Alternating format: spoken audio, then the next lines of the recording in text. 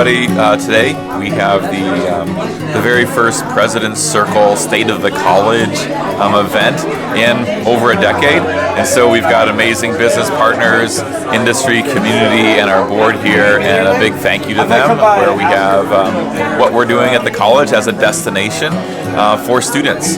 And we got to share a lot of the innovations going on. So where we are right now, and then looking at Moorpark College to the future.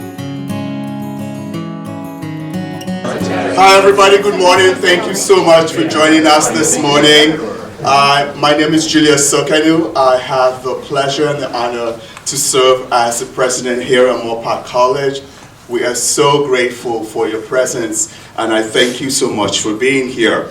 I'd like to start off by recognizing some dignitaries that we have in the house, and also, if I mispronounce your name, please just tell me later how to say it correctly. I first of all want to say a very big thank you to the Mayor of Moorpark, Mr. Chris Enegrin. I also want to say a very big thank you to the City Council members from the City of Moorpark. We have Daniel Graff here with us. Thank you for joining us. We have the Assistant City Manager of the City of Moorpark here with us, PJ Gaigrinya. Thank you for joining us. We have with us today members of our Moorpark, actually we have members of our Ventura County Board of Ventura County Community College Board of Trustees. We have here with us our board member, Bernardo Perez. We have here with us our Chancellor, Dr. Rick McLennan.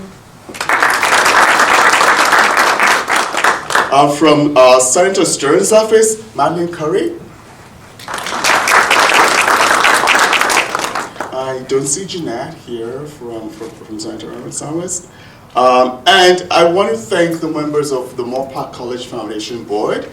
Please stand up, members of our board, and I can introduce you. Our chair, Jill Haney. Our vice chair, we have Tim Weaver. We have Dr. Khaled Youssef, who is also on our board, is also the superintendent for the Simi Valley Unified School District. And we have Malaya Kala, who is also on our board, who is from Logics. I do want to say that this is an auspicious occasion for us. Moorpark College had its last State of the College address when Dr. Eva Conrad was president. So that was a little bit over a decade ago, actually more than a decade ago.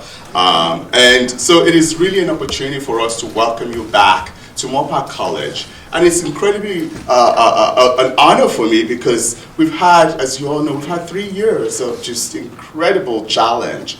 And we've all stayed in our homes, and this is really an opportunity for us to celebrate Moorpark College, to celebrate the fact that we have the best community college in the nation right here in our county and in our city.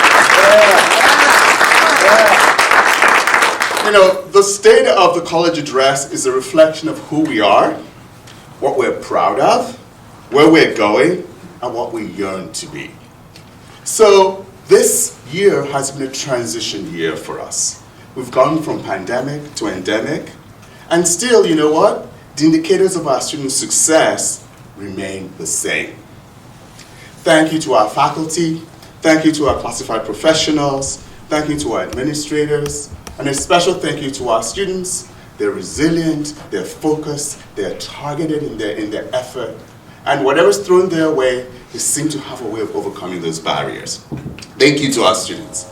Our community and industry partners, many of you here are industry partners. You invest in us by taking our students into your offices and into your buildings, and they serve as interns. Many of you are investors in our success. You come into our classrooms and share your knowledge and your expertise with us. Many of you actually give us money and help us do the work that we do, that our foundation does to support student success. So I want to thank you very much. Without you, our donors, without you, our stakeholders, we would not be an Aspen Institute Top 10 college. The theme today for us, for this State of the College address, is that Moorpark College is a destination college. A destination college. We're a destination for high quality undergraduate education, and this is why we're being studied by Columbia University's Center for Community College Research. They've been studying our college for the past year, and we're excited about the opportunity to share all the high impact practices and the wonderful things that we do with the rest of the field. NCRI, which is also another private think tank, is studying our institution and looking at what we do in terms of financial literacy to support students. So not only do they choose careers that get them jobs that make more than a living wage, but they're also able to build wealth. The understanding and the notion that part of a college education is to provide students the financial literacy so they can be responsible for their success moving forward. And in so doing, we take families out of poverty and move them into solid middle class positions, but we also take families that are in solid middle class positions, we enhance their capacity to build into our taxes and to build into our community success. We're building wealth by making career choices in high demand, high wage, and high skill sectors. You will see through the course of this address images of the college and images of our partner, and it is very important for us to share with you that part of our being a destination college is that we have these partnerships. So you'll see the partnerships that we have with Silicon Valley Adventist Health, you'll see the partnerships that we have with our biotech sector, Takeda, Thermo Fisher, the partnerships that we have with some of you here in the room today in the ways in which you help us build curriculum that supports student success. We're a destination for athletics and entertainment. Our zoo entertains and serves and helps to provide sustainability and conservation education to 400 school children daily, Monday through Friday. We're not talking about the folks who come here on the weekend, which most of you do with your families, but just the way in which we support K-12 education in animal science and animal conservation. Kudos to the folks up the hill at the zoo for that work. Children come to us from Ventura County, they come to us from LA County, Santa Barbara County schools. We are creating the next generation of environmentalists and sustainability experts. You know what? Crisis inspires creativity. Our faculty have found new tools to make learning more interactive. So you will see here this designation from the Aspen Institute. So the Aspen Institute is an organization that is funded by some well-heeled private foundations, and what they do is they study effectiveness in colleges.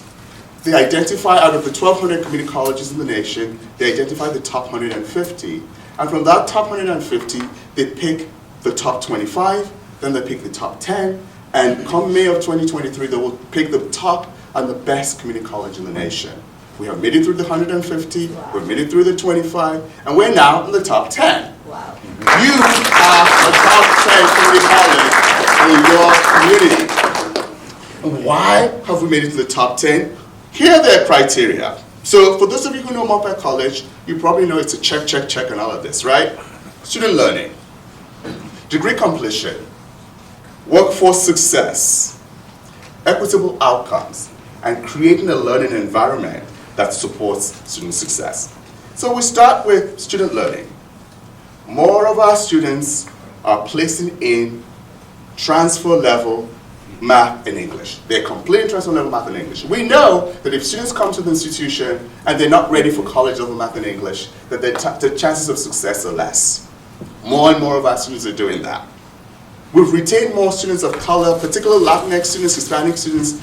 Despite the pandemic, colleges were losing those populations of students, and in fact, we've kept our students. Student learning, that's one of the reasons why we're an Aspen Top 10 institution. Degree completion is another reason why we're an Aspen Top 10 institution. You know it, that we've been on the Campaign for College Opportunities list of institutions that send students to the California State Universities and to the UCs. We've been on that list consistently for the last 5 years. And we're happy to say that not only has Aspen recognized us, not only has Campaign for College Opportunity recognized us, but EdSmart has recognized us as the second best community college in California. They've also, Intelligent.com has also recognized us as the most affordable community college in California. I kind of laugh when I read that because community colleges, you know, the rates are the same, it's $46 a unit. But you know what, why did they recognize us as most affordable? Because they calculated into the return on investment for students what they get after they leave us. One of the reasons we're an Aspen Top 10 is that the Aspen folks run the data, and they see that when our students leave us, they are successful. I'll give you some workforce data information. According to the CTE Outcome Survey, which is a survey that's conducted of our students after they leave us, we give them a couple of years and then we go back to them and say, how are you doing? Across the California Community College system, our students, our Moorpark College alums, our graduates said, on average, they made $7 an hour more after having taken a semester of training at Moorpark College. $7 an hour more, right? 78% of our students report that they're working in disciplines that they studied. That is incredibly important because you want students to study a discipline and stay in that discipline, and often when you provide them with the appropriate career exploration and preparation, they not only stay in that discipline, but they move within the ranks in that discipline, and thus are able to add value, able to add quality to the life of the communities in which they live. 93% satisfaction rate with the education they received at Moorpark College. That is incredible. That is a kudos not only to our the students themselves, but to our faculty, to our staff, to our administrators for creating a learning environment that contributes to student success. What we've also done in terms of our partnerships with our employers is that we've created opportunities for students to get work-based learning experiences, internships, job shadowing, right? And what we are very proud of is that there's equity in that experience. When we pull the data, since 2018, more of our female students, more of our black students, more of our Hispanic students, more of our Asian students have actually participated in an internship or a work-based learning opportunity. More of our older students are also participating in work-based learning opportunities. This contributes to decreasing the gap between the various populations on our campus. So when we talk about the success of our students, the fact that they're in your institutions or they're in your organizations, in your businesses, and they're being successful. They're in Simi Valley, they work with the police department. They're working in the city of Moorpark. They're working at Amgen. They're working at Takeda.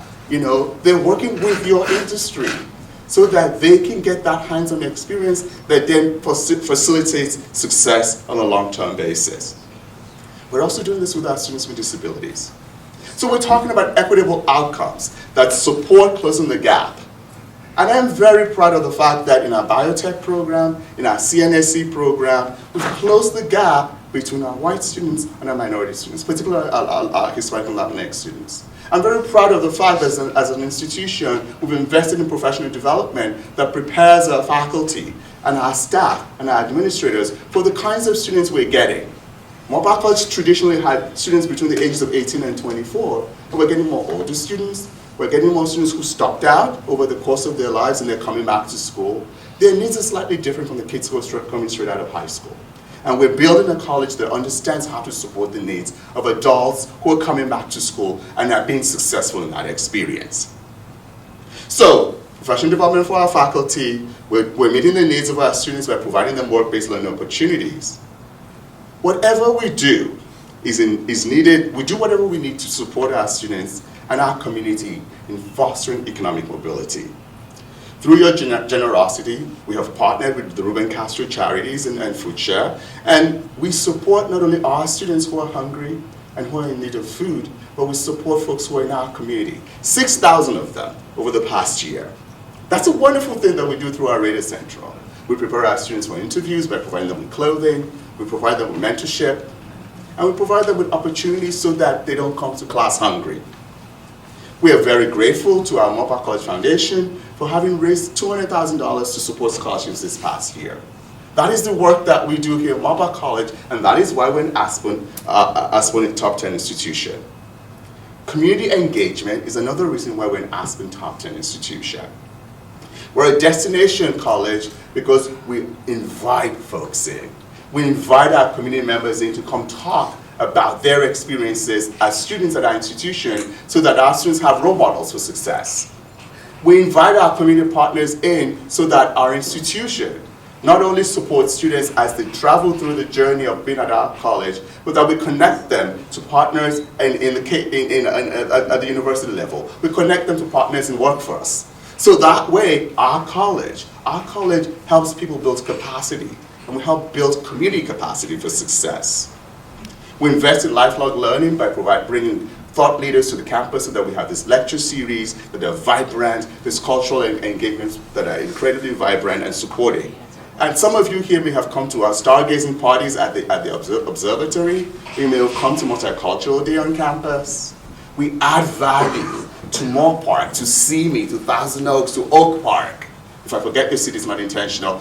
But we add value to each of these cities because we know the work that we're doing in our community is what leads to wealth management, wealth acquisition. And I'm just talking about in terms of dollars and cents. I'm talking about knowledge wealth. I'm talking about that emotional capacity, that emotional intelligence that helps to support the success of our community so we can engage in true conversation. You know what? One of the things that we do best is partner. And I want to thank those of you that are partners in the way in which we support this college. Those partnerships allow us to engage in innovation. Those partnerships allow us to have the greatest facilities that you see around us here. Those partnerships provide our students the resources that wrap around them so that they don't fall off the path to success. My colleagues, Dr. John Forbes, Vice President of Academic Affairs, Dr. Jennifer Clark, Vice President of Business, and Dr. Manuel Gabru, Vice President of Student Support, will talk to you next about what they are each doing in their areas. So we're going to start off with the innovation in our instructional programs. Please join me, Dr. Forbes. All right. One thing that is really important to Moorpark and our model is that we're an integrated model. So we do everything we can to try to break down the traditional silos that community colleges or educational institutions in general sometimes put up unnecessarily. And at the end of the day, we believe that students are better served because we're so tightly connected. We joke because that means we're in a lot of meetings. But what the benefit is at the end of the day is not just an exhaustion that you feel, but that you know that probably what you're refining for a student experience is going to be much better served because the right people are in the room making those decisions. So I get the privilege to talk a little bit about the innovation that we do have here. And we purposely chose some images rather than a lot of words today. I like the big words, or sorry, small words, big images. But these represent our students in ways that are innovative. On the theme of destination college, we believe strongly that coming here as a student for your initial higher education experience is going to put you ahead of all the other choices that you might make. And we understand there are a lot of choices out there. There's UCLA, there's different places out there. But we believe that because we're we believe the top community college in the nation, that the reason is that means that when you walk on this campus, regardless of the program that you are choosing to get involved in, that you have an experience that will be on par or exceed what you would be at any other institution that you might have an opportunity for. And so in particular, we have some images up here of our nursing program and rad tech. It's just not good talk, but it plays out. So our nursing program just recently received unconditional 8-year national accreditation. That's unheard of. There's a ranking based on the first-time pass rates of RNs, and that puts us, and I had to chuckle because it was like a point something, but that's, we're 6th in the state, and that includes all 4-year schools in that ranking also. 6th in the state nursing program. Ahead of San Diego State, ahead of Sax. Do you want me to listen? Okay. So the other thing is rad tech. We have additional nuclear medicine certification on that. That has a 97% first-time pass rate over the last 5 years. So it's sustained like students in that program. And the other thing that we think is super important, and Julie's kind of mentioned on it, and why it's so important to partner with our K-12 partners, is students don't know all the options that are out there for careers just instinctively. Some do, based on their family background and people that they know. But how many people are like, oh, I want to be a nurse, but then they get into community college or get to us and like, wow, what is this rad tech thing? And they find that that is something that they're really into. And so then we have a high quality program for them. So just some of the ways that we're innovative. In biomanufacturing, it's not a good secret quite yet, but we're very close to being able to be accredited, well, we received the accreditation piece, but the approval to offer a bachelor's in biomanufacturing. It would be the first in our area. It is not duplicate of what CSUs are doing. It fills the exact niche of what our biotech industry needs for a bachelor's prepared employees in our area. And the growth, I mean, you know, if you live in this area, the growth will continue. And as an investment in those companies, we want to be a good partner and produce bachelor's level students. And so we're this close. We're really hoping, and there's a lot of good op-eds out there. Our own President Sokanu has authored some of those, but the advocacy that's out there we need your help on is to make sure that we are able to offer a bachelor's in biomanufacturing. Right behind that, we are putting in the next round for a cybersecurity bachelor's. It has a longer name to it, but in short, again, not duplicate of what CSUs are doing, but there's a niche there on the technical end of what we need to prepare, and the job is just, it's exploding in every industry. Every company wants to hire cybersecurity professionals, and we would be able to prepare them at the bachelor's level.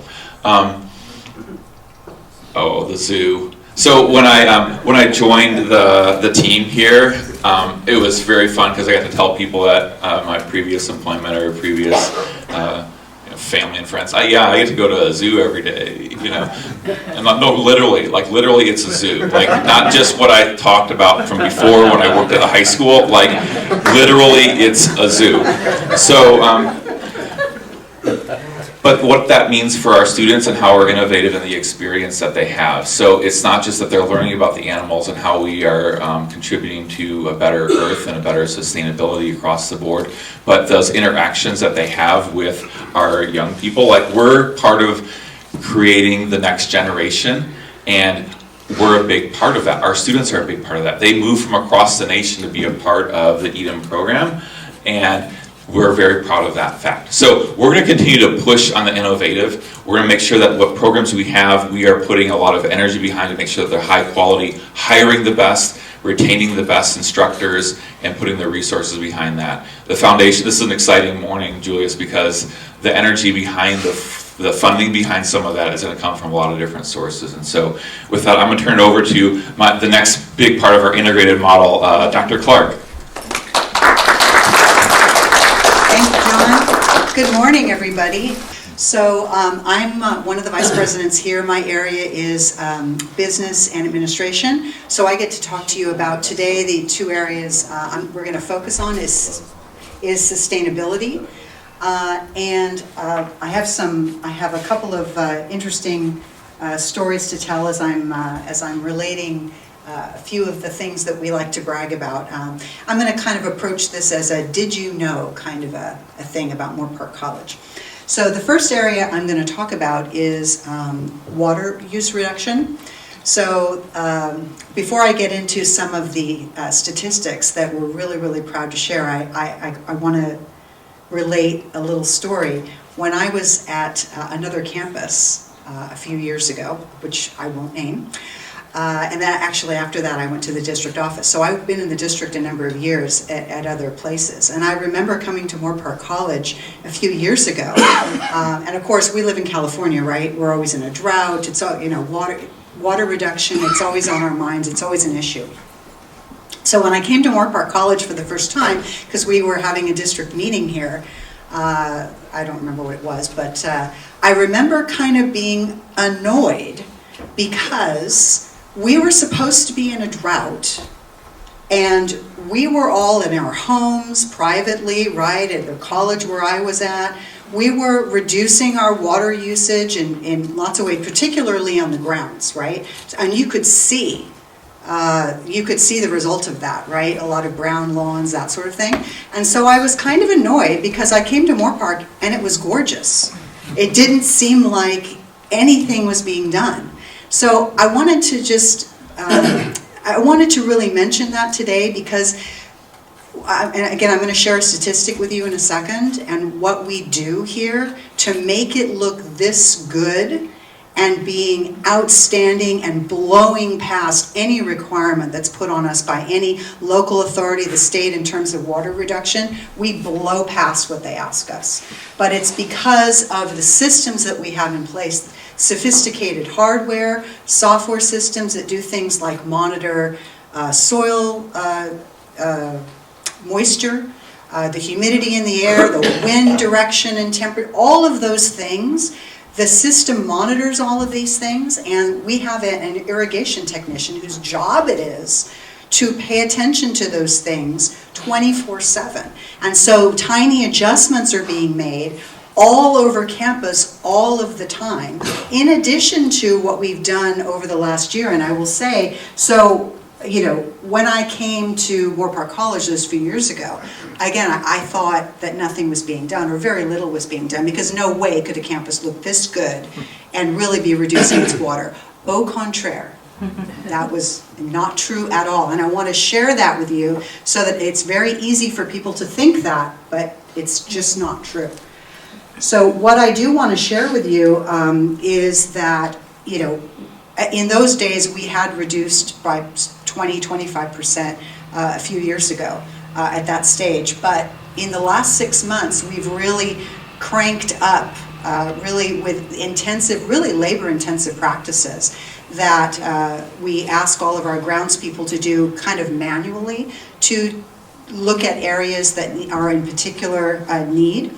But I do want to share with you that over the last 6 months, that we have reduced our water consumption all over campus between 40 to 45% per month beyond what we had already been doing those few years before. So it really is phenomenal, and a lot of that, I speak about grounds a lot, because a lot of the water, of course, goes to the lawns and the plants and all of that sort of thing, to the grounds, without going into the restrooms and the ultra, you know, the low flow fixtures that we have everywhere. You know, that kind of goes without saying. That's like, oh, that's so 20th century. You know, I don't even mention those kinds of things. So the next area I wanted to talk about just real briefly is energy use reduction. So, you know, again, so 21st century, you know, no more incandescent lights, everything's LED, everything's motion censored, automatic dimmers. In fact, this is another funny story. You will often see, if you are in any of our Zoom meetings, you know, you'll see people on the screen, right, in your meeting, and people will be in their offices. And it happens all the time. Someone will be in a meeting and, you know, they're not moving too much, so the screen goes dark, and then you see the person sort of doing this in the background, and then they come back and the lights come back on, you know, because that happens every few minutes, because the person isn't moving enough to keep the lights on. That's everywhere, right? Well, that's annoying, but it does help save a lot of energy. You know, I won't go into the HVAC systems and how sophisticated they are, how safe they are during the pandemic, you know, all of the things that we employed in the HVAC system to really make our students, staff, faculty all safe beyond what was required by OSHA. I mean, we even have it is UV lighting. You know, like you go to the dentist, right? And they have tools that they use, and to sanitize, they'll sometimes wave a wand over something like an ultra, I forget what it's called, but basically a UV wand that sanitizes it. We have something like that inside all of our systems in every single building in this campus that's basically zapping as the airflow goes through. It's basically sanitizing the air, and we have a 100% air exchange every 10 minutes everywhere on campus. So, you know, we go above and beyond here. We really do, in every way. Let's see. Sorry, I'm old school today. No tech. Let's see. So in another area I wanted to talk about is just plastics and paper reduction. So again, so 21st century, of course, there's, you know, very few paper towels in our bathrooms anymore. We're developing or we're installing really modern, low flow sort of fixtures. You'll see them actually if you go in the gym. Fixtures, you see them a lot in Europe, you know, where they've got the water, the hand dryer, the soap sort of all in one place. Super efficient, super effective, keeps the restrooms clean, helps the, you know, no paper, that sort of thing. we're not using those. And we also have hydration stations, so we don't use plastic bottles, or very little. It's very rare for us to have like the plastic bottles anymore, because we've got more than 30 around campus, and we encourage everybody to bring those bottles so you can refill those. And our student, that was something that I'll talk about in a second. We have a sustainability group that is chaired by our facilities director and our grounds supervisor. They really sort of help to lead the students, along with the student activities specialists. But we have a very, very large group of students who are really interested in sustainability practices. They bring a lot of new ideas. It's a very, very vibrant, and we've probably got over 20 students this year participating in that, which is great. But they also get to, not only are they bringing their fresh ideas to us, but they get to hear on the back end all of these things that I'm sharing with you that, you know, they wouldn't know otherwise. So they go out into the world, you know, being a lot more educated about sustainability and energy, you know, water reduction, energy management, that kind of stuff. So that's really cool. And then the last area I wanted to talk about is our carbon footprint reduction. So not only, if any of you are familiar with campus, you know that we've got those big solar arrays up at the top end of the campus, all that huge parking structure, right? Those were actually installed during the pandemic. So when people came back from the pandemic, campus looked pretty different. But 156 EV charging stations are being installed. We're actually in the process of having the appliances installed. Yeah, so if you drive an electric vehicle, we have 14 already that are mostly in our parking structure, but we're adding another 156. So what is that, 170 EV charging stations that are going to be coming online on our campus? You know, again, we're trying to be a destination where we know that the laws are going to be changing in California. And we're preparing, right? We've got the infrastructure, or we're starting to put that infrastructure in place to be able to support where the state is going long term. So, and then the last story I have on the energy piece, the carbon footprint reduction is another funny story. This was probably about 1.5 years ago when our district was putting in all of our beginning of the year. We put a lot of POs in place, right? We set those up, you know, we have, you know, EJ Harrison or whoever your waste management company is. You set that PO up at the beginning of the year so that each month when you pay the bills, you know, you've already got the purchase order set up and you can just pay them. That's how all of us in public sector, we get that. Probably private sector too, you probably do that too. I've never worked in private sector, so I don't know. But the purchasing department at the district office actually called me because it had to be, the purchase order that we had in had to be wrong, because it was a tiny fraction of the dollar value of what the other sister campuses in the district office had. So, you know, if say one campus had, you know, $100,000 in waste, I don't know what the cost is, I don't have that number, but ours was like 20% of that. So they called me up and said, so you're missing a zero on here? What you can't be just this amount for your waste management for the whole year. Is this just 2 months? No, that's correct. We actually take the extra step and we have compactors on campus. So we actually compact all of our trash that does end up going to waste, that actually reduces the dump trips by almost 84%. So that's, you know, all the things that are going into the 84% reduction in that. So the next slide, please. I'm going to talk a little bit about facilities. So I'm going to go through this quick, which is really difficult to do because probably the busiest man on our campus has to be our director of facilities. He's phenomenal, and I just want to give a shout out to our entire staff. Moorpark College would not be the campus that it is. It wouldn't have any of the awards that it does. It wouldn't be doing hardly any of the things that we talk about if it weren't for the staff and faculty and management that we have on this campus. They all go above and beyond They just work so hard for our community, for our students, and it's catching, right? It's like we all have that energy, and so we all just energize each other. It's this amazing place. So anyway, our facilities director, he's got a list of projects probably longer than his arm, which is true.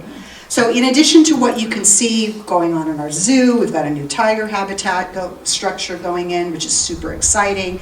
You probably saw the big marquee. There's going to be a big screen, LED panel, color, all of that. There are a number of projects that are going on that you can see around campus, but we have a few projects that you can't see yet that were actually born out of the pandemic, right? Pandemic. Here, we came together and talked about how can we create facilities that will not only allow us more outdoor, more flexibility in terms of where we have class. Can we have it in outdoors, in this area, that area, better ventilation, all that kind of stuff?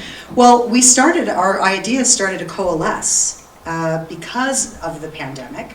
And so what we ended up, what is going to start very soon is you'll be able to see in our OTC, which is our outdoor training facility, which is a state-of-the-art facility, I might add, put in by Strong Workforce Dollars a few years ago. And I'm told our athletic athletes that our athletic director makes sure when our athletes come for games from other schools, he makes sure that they all walk by that facility. The athletes all do that. It's like, yep, come to Moorpark. So we're actually going to be putting a roof structure on that. So it's going to allow for shade. So you will be able to have class out there, not 24/7 because we do close at night, and during the winter when it gets dark early, it'll have lights, all of that. So we're really going to be able to expand the number of students and classes that are using that facility in all kinds of different ways, right? So you're going to see that. We have our quad. We're making improvements to our quad area where we used to have graduation. Basically making it a space, because students use that all the time. Truss is going to be put there with all of the infrastructure underneath so that any event the students want to have at any point, or a department for that matter, very easy to hang speakers, microphones off of that truss, very, very lighting, very, very quickly, and have those events and be able to have quality events. And again, equipment and services that our students deserve. It makes them proud to be here. Again, that destination campus. So in improving the student experience, we're planning a campus center renovation. We have, and our admin building as well, which is where our student health center is. These are original buildings. These are buildings that were put in the 60s, maybe 67, okay? So they're very old, the infrastructure's very old, it's limping along, but these buildings need help in terms of their infrastructure, but also in the way that we're using them. If you go into the campus center, you'll see that that's an area where we have a big dining area, where right now we just have vending machines because a few years ago we had to take out the cafeterias for all sorts of different reasons, but we're really making a concerted effort to bring those back. We're going to be putting out an RFP very soon, district-wide, or at least I hope in the next few months, that's my hope, so that we can start looking at bringing vendors back on our campus. So that means we have to totally redo the kitchens, reorganize them, new appliances, all of that kind of good stuff. But also you'll see that this is an area where students study. Students hang out. They don't just go there to eat, they go there for lots of purposes. And so we want to really create a 21st century warm, inviting space where students can do that, where they're proud to be, and they're here, it encourages them to be on campus more, and it's a good thing. We got a student art gallery that's going in, which we've never really had before. We have a small space in our admin building, but an art gallery is going in that's in a full classroom size, which is really exciting. Our art department is super excited about that. Again, we can have all kinds of activities and events, the sky's the limit. These guys have such great ideas of how we can incorporate the jazz band play, outside the student art gallery. I mean, sky's the limit again. We have so many good ideas. And then lastly, I wanted to mention student housing. So many of you may or may not be aware that the state has put a lot of money, more than it was, a few $1 billion into affordable student housing statewide. And more than ever before, the community colleges actually got a significant chunk of that. And so they've asked for RFPs to potentially put in student housing. I know one of our sister campuses has done that. We actually got a planning grant, so we're in the middle of planning for that. We've hired consultants that have done focus groups with our students, what are their needs, all of that to really understand their needs, what the market can bear, to be able to afford, and live in the area. So it would be, the proposed spot is here on campus. It's actually just right over there would be the spot. So again, we're hopeful that we can make that happen for our students. And then lastly, I want to mention, because I'm not going to go into the amphitheater, I'm going to let Dr. Sokonu, Julius, mention the amphitheater and how we're dreaming our dreams around what the amphitheater can do for our community, for our students and our programs. But I also wanted to mention the tennis courts. So we've had some tennis courts that are fallow. Well, we are in the process of converting those tennis courts to NCAA level sand volleyball. I don't know how many of you are aware, but sand volleyball, particularly in this area at the high schools, and is exploding. It's so popular. Tennis has kind of waned. Sand volleyball has gone through the roof. So we are putting those in.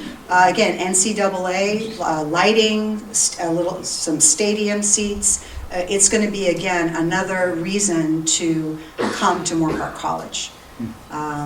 So again, I could go on, but the list seriously is three arms length. But I won't. I'm going to instead introduce Dr. Gabru, Dr. Emmanuel Gabru, who's going to talk about what we're doing in terms of supporting students with a plethora of services that we have. Thank you, Jennifer. Good morning. Oh, that was so weak. Debbie done got you gourmet breakfast with steak burritos, sausage burritos, veggie burritos, and fruits. Good morning. Good morning. There you go. Welcome to our college. As you can see, we have an amazing institution. My name is Emmanuel Gabru, and I have the pleasure and honor of serving as the Vice President of Student Support and working with our wonderful colleagues. I want to give a round of applause to Debbie for making this event happen. Thank you, Debbie. But also, you've heard so many good things about our college. We're an Aspen institution. We're a top 10 community college in the country. And we've heard that starts with our students, our faculty, our staff. But I also have to say, I've been here for 9 years. It also starts with our fearless leader, Dr. Julius Sokonu, who really leads this institution, who makes us better, who challenges us, and who's really about our student first philosophy. When I first came here, he and I were on that first mission statement group. I was a new dean, he was a seasoned dean, he's been here 15 years now, and we were charged to create a mission statement. And the mission, we looked at Santa Monica, Santa Barbara's. When we looked at Santa Monica, it sounded like they're just on the beach hanging out in Santa Barbara. But we said, we got to create a mission statement that really embodies Moorpark College, that embodies the faculty, that embodies the students, that embodies the community. So we came up with a mission statement that said, student first philosophy. And we don't just talk the talk here. We really actually walk the walk. Our faculty, our students, our community, all of you people that come here to support this, really values the student first philosophy. And many other things. We believe in global education. We believe in supporting our community, our K-12. We believe in partnerships that we have. And that's what it is. As you can see, we have pictures on the wall, on the PowerPoint. And this is what really moves us. This is what it's about. It's about the students. But at the same time, it's also about the people that are committed to the students. We have some phenomenal faculty and staff. We have a phenomenal student support team. When I say customer service, we really embody that. My first year in grad school, my professor kept talking about this holistic approach to student success. I was 21 years old. I didn't know what the hell she was talking about. She kept saying change agents. You guys are going to be change agents. You guys are going to have to take a holistic approach to really serving your students in the community. And I didn't even know I wanted to work at a community college. But then since then, as I became a practitioner, it really made sense. It's really about taking a holistic approach to student success. That means meeting students at the door. That means when you're the dean or you're the vice president or the faculty members, you go to the high schools and you let them know that we actually have classes that are open to our community. That means creating a welcome center that's available to students to call, creating a welcome center that's virtual for students that can't come in, that need help. That's what holistic approach is, meeting students where they are. We do this thing called registration rocks, Raider registration. We help students register for their classes. We are available to them every week. We have workshops to show them about our course options, to meet with counselors, to meet with our registrars, to meet with our outreach team. And it's really about meeting them where they are. Because, we're looking for students. We're trying to enroll students. But at the same time, it's not just outreach. It's also about making sure when they come to you, what do? You help them. You make sure that this is a community that values our students. So that's when we say comprehensive services, that's what it is. It's going out to the high schools and also having a dual enrollment program. Our dual enrollment program serves about 1,300 students head count. And out of those 1,300 students that are at the high schools, 93% of them are retained. 93% of our 1,300 students. And then out of that 93% of the students that are retained, we have an 88% course completion and course success. And that's with a C or better. So that's what we do. And we say we are going to partner with the high schools. We're going to go to them. We were so committed that we said, you know what? When I first became a dean here, I was the dual enrollment director and dean. But we said, you know what? We got to commit to this. We need someone who's going to be here full time. So we hired a full-time dual enrollment director. We hired a counselor that's dedicated to them. We created support services. We go out to the high schools. We created a handbook that was given to our faculty about how the process would work when they go to the high schools.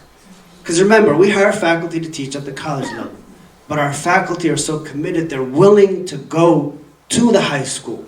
As far as Calabasas, Thousand Oaks, Moorpark, Simi Valley, we're really in the community. And it's not just our part-timers teaching them. It's also our full-timers that are committed to teaching classes. Tim, one of our faculty members, actually teaches or taught in our dual enrollment classes. So that's what we do. We outreach. It's not easy also. It's not easy to get to the high schools. Sometimes the doors are not locked. Sometimes the bathroom doors are not open. But guess what? We worked through all those things. We created a process. We made sure that our faculty are going to a place where they have access so that they can go in there and teach these courses. So we're really proud of the work we're doing with our high schools, because guess what? Our goal is for our high school students, by the time they graduate high school, they'll at least have their first year of college done. And then they'll come to us. So we even offer classes at the middle school level. We offer college success courses. And this is a way, because a lot of times with dual enrollment, it's mostly AP and honor students that take these classes. But we wanted to reach the students that are not likely to go to college, that don't have college in their vista. So what do? We try to reach out to say, hey, let's not make this a program for the students that are already going to go to UCLA. Let's find the students that are not thinking about college. Let's bring them on our campuses. Let's give them our best instructors and create a college experience in high school, in middle school for them. And that's how you connect with the community. And that's how you engage our students and our population so that they become Moorpark students and experience this community that we really have created. Another partnership that we have is called CHESS. It's a collaborative for Hispanic higher education and student success. This is a collaborative grant with Cal Lutheran University. It provides support to historically underrepresented students, identify goals that align with leadership and transfer opportunities.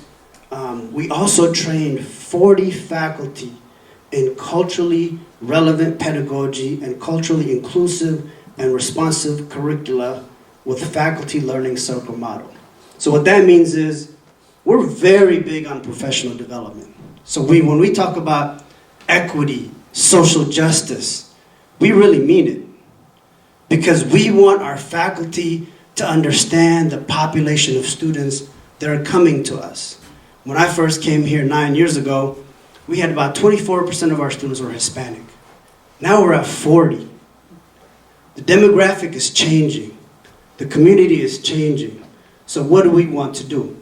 We want to train our faculty to understand the population of students that are coming to Moorpark so that they can support them in the classroom, so that they can align their curriculum, their textbooks, their material, so that it mirrors the students that we're actually teaching.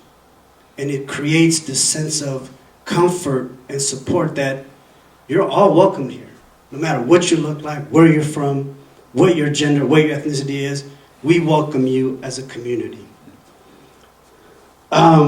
What else? Another one of our flagship programs and thing that we do is, and Dr. Sokin spoke to this, is our Raider Central. We serve about 125 students per day in terms of food. We want to make sure our students are not hungry. We want to also make sure we give them healthy foods. When I was a college student, I lived on top ramen. You know, I was an athlete and I was struggling. I was wondering, like, why am I eating top ramen when, you know, I can eat better food? But we also want to try to provide nutritious meals that support students in terms of their health. We gave away turkeys for Thanksgiving, and we try to do our best to partner with Ruben Castro and to really provide meals for our students in our community because it's important. We don't want our students hungry in the classroom. We want them to eat, we want them to be nutritious, and we want them to be successful. So these are the things that we do because it's important, and we've committed to hiring a full-time person to really support our efforts. So I'm being told that I have 1 minute, so I'm gonna wrap things up. The last thing is, we can go to the next slide. When we say we really embrace global education and professional development, we take faculty to conferences, we take faculty to local and state conferences, but this past September we took a group of 7 faculty to Ghana for a transformational conference experience that they will be presenting at our board meeting and they'll be presenting to the foundation. But this was a life-changing experience for our faculty, and they were able to come back and really present about their experience, their learning, and really talking about social justice and equity and what that means for our campus community. As you can see, these are our faculty members, and I want to highlight one of our students. He's a superstar student. He was a dual enrollment student. He came here, first generation. Parents, you know, weren't in the best financial support. He came here as a dual enrollment student, ended up going to Cal Poly, got his bachelor's degree, got his master's degree, and now works for Google. And this young man bought a $700,000 house in the Bay Area, and he makes a lot more money than me now. I'm not mad, but at least he's got to buy me lunch or something. But this is the type of students that come to us that their lives are transformed. And we have a partnership with an organization where we take black males to Africa every summer. for the past 4 years. We've taken them to Ghana, Senegal, Morocco, Egypt, Ethiopia, Kenya. So we've taken a student every single year. And that kind of exposure is really what helps our students see the world. Since then, this young man, after going to Ethiopia with us, he went and did his own study abroad in Spain for a whole semester. Another student went and did a study abroad in China. So these are the kind of experiences the college creates for our students with partnerships with our community, because we believe in student first and we want all our students to succeed. So thank you for being here with us, and I want to pass the mic back to the pastor. Thank you so much, Dr. Kabru. You can see why we're successful. Look at my team. Look at our team, right? Thank you so much. I want to acknowledge some dignitaries who've come in since we started, and some that I forgot. I want to say a very big thank you to Catherine Stiles. Catherine is on Moorpark College Foundation Board. And I see Jeanette Sanchez Palacio from the office of Assemblymember Irwin, who is also a council member in the city of Ventura. Thank you for being here. And our friend, our colleague, our advocate, our champion, Chris Barrett, who is on the city planning commissioner. Thank you so much for being here with us today. Am I missing anybody, folks? Who haven't I? Renee Delgado. Oh my God, Renee Delgado! Please, thank you so much for being here. Newly elected council member Renee Delgado, please join us. Thank you. So we promised we would get you out by 9:30. It'll be 9:35. I do want to tell you what's coming up. What's the future of this college, right? I mean, we're all hearing. You all know this. We're hearing about, the potential for a fiscal cliff. We're hearing about the state is already in recession, right? And we're all concerned. You know, one of the things that you may not know about community college is that when there's a recession or when there's a economic downturn, it's actually good for us because people come to school, they come to college. But what you may also not recognize is that when that happens, we often don't have enough money to support them. So for some of you who are in this room, you know that there was a time where we were cutting sections and closing classes, and it was so difficult to get students into classroom spaces and get them the education they needed to be successful. That tends to happen when there's a recession. Well, what we're doing is we're trying to plan so that we don't do that, right? So that we don't get in that space where we're denying access. So there's some wonderful projects that are coming up at this college. Dr. Forbes already mentioned the bachelor's degrees opportunities. It is important that community colleges have bachelor's degrees, applied bachelor's degrees, right?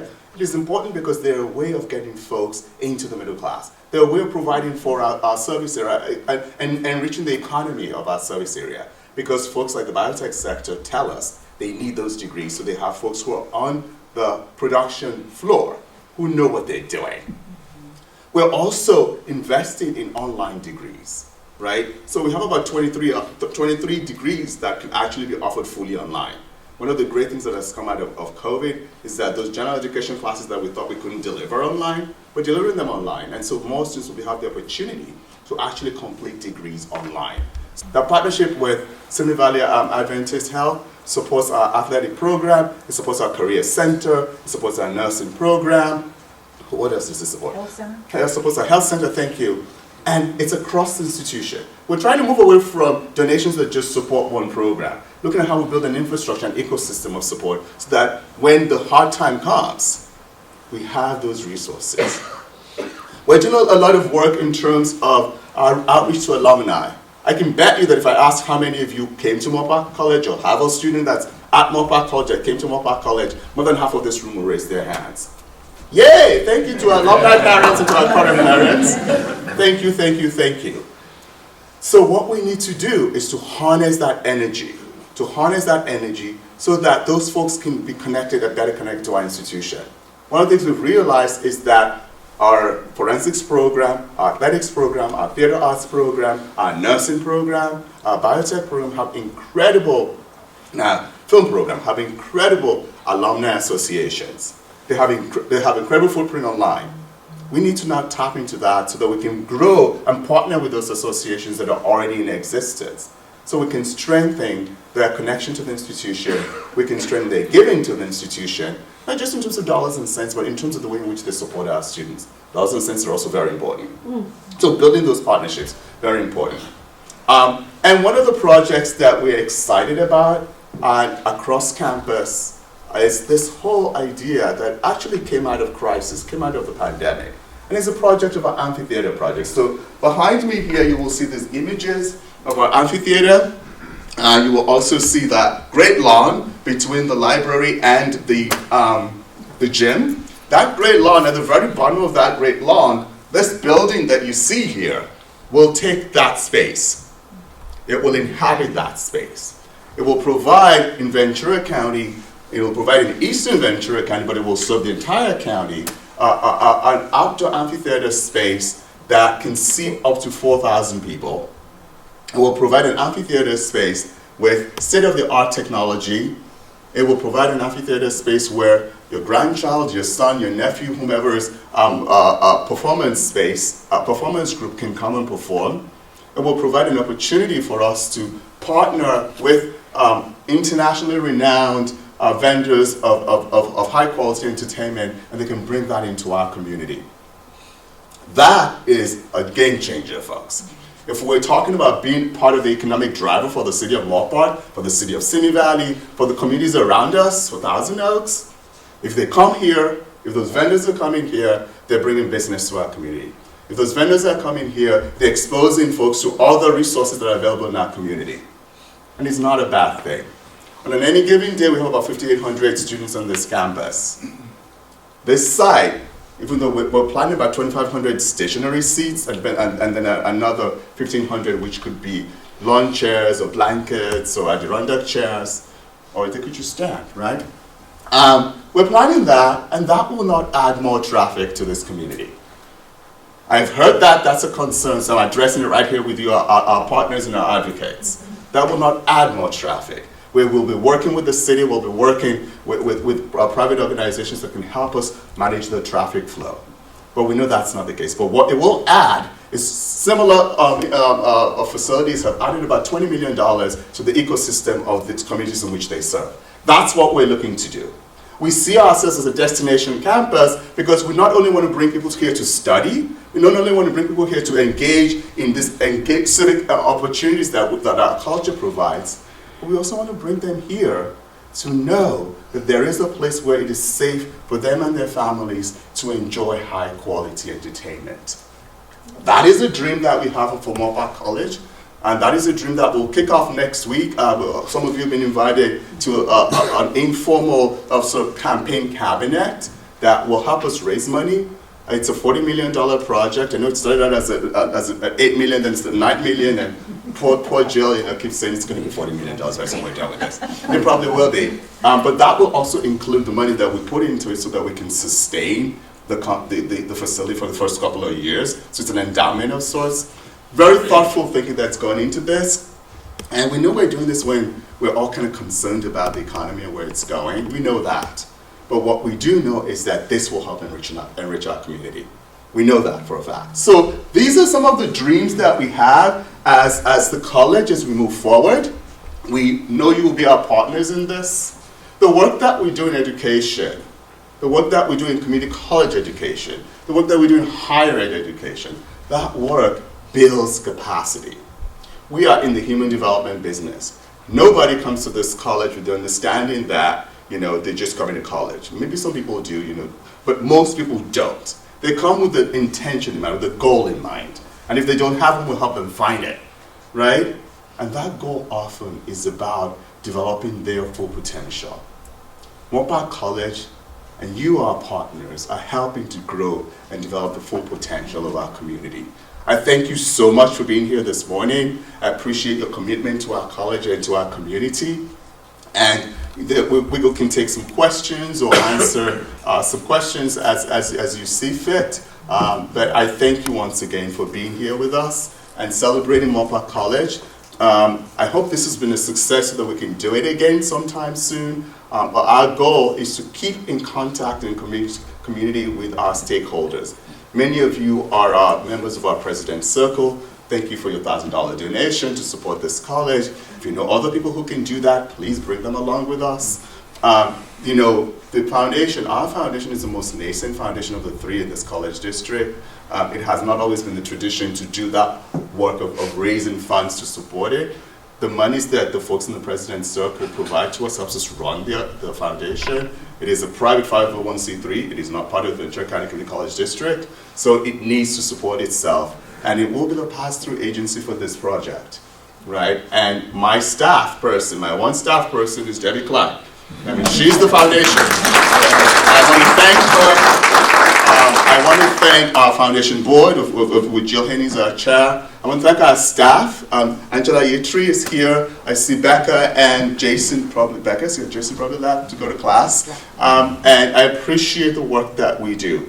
We have some of our deans in here today with you and some of our faculty members in here today. And we have our Vice President Emeritus, Mary Reese, here with us today. Thank you. When we talk about the paramedics program, Mary was an architect of that. When we talk about this project here, the conversation came out of faculty and staff in certain disciplines saying we need more outdoor performance spaces and we need more outdoor classroom spaces. That's how that happened. So it is the people here at this college who make this thing work. And we make it work for you, for our community.